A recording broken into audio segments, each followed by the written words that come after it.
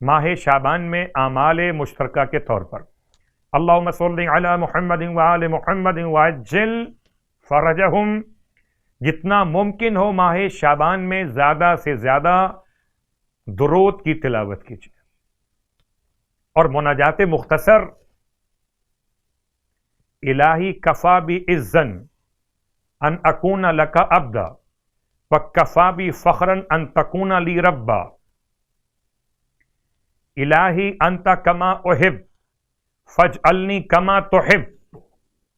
تلاوت کر سکتے مناجات مختصر مولائے کائنات علی ابن ابی طالب علیہ السلام۔ ماہ شعبان کے مشترکہ اعمال میں اللہ کے حبیب کے فرمان کے عین مطابق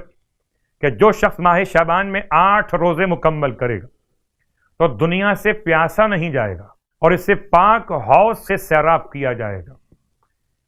ایک پیاسا نہ ہونا اور ایک سیراب ہو جانا، یہ دونوں نصیب میں ہیں انشاءاللہ اہل ایمان کے لیے۔ نماز کا مسئلہ، آج کی شب کی نماز رسول خدا صلی اللہ علیہ وآلہ وسلم ارشاد فرماتے ہیں کہ اگر کوئی انسان 8ویں شب ماہ شعبان میں 2 رکعت نماز بجا لائے اس طرح سے کہ پہلی رکعت میں الحمد کے بعد آیہ آمن الرسول یعنی کہ سورہ بقرہ کی آیت نمبر 285 اور 286 یہ 2 آیتیں پڑھے 5 مرتبہ اور سورہ توحید پڑھے 15 مرتبہ رکعت اول، اور رکعت دوم میں سورہ الحمد کے بعد یہ پڑھے سورہ کہف کی آخری آیت قل انما انا بشر مثلکم یوحی الی الی آخر الآیت، یہ پڑھے 1 مرتبہ اور 15 مرتبہ پڑھے سورہ اخلاص اور پھر نماز مکمل کر، تو پروردگار عالم اس کے اتنے گناہوں کو جو دریا کی جھاگ سے بھی زیادہ ہوں بخش دے گا۔ پروردگار عالم اس کو دنیا سے پاک اور پاکیزہ حالت میں اٹھائے گا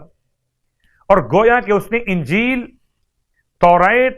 زبور اور قرآن کی تلاوت کا ثواب حاصل کر لیا ہو۔ دعاؤں کی قبولیت کے لیے ایک بہت ہی مؤثر ترین وظیفہ آپ تک پہنچانے کی سعادت حاصل کرتے ہیں۔ ایسا مؤثر ترین وظیفہ ہے کہ جس کی برکت سے اگر آپ چٹان کو شگافتہ کرنے کی بھی دعا کریں گے تو خدا اس دعا کو قبول فرمائے گا۔ اکثر ہم چاہتے ہیں کہ دعا ہماری قبول ہو جائے، یہ حاجت پوری ہو جائے۔ بعض اوقات مشکلات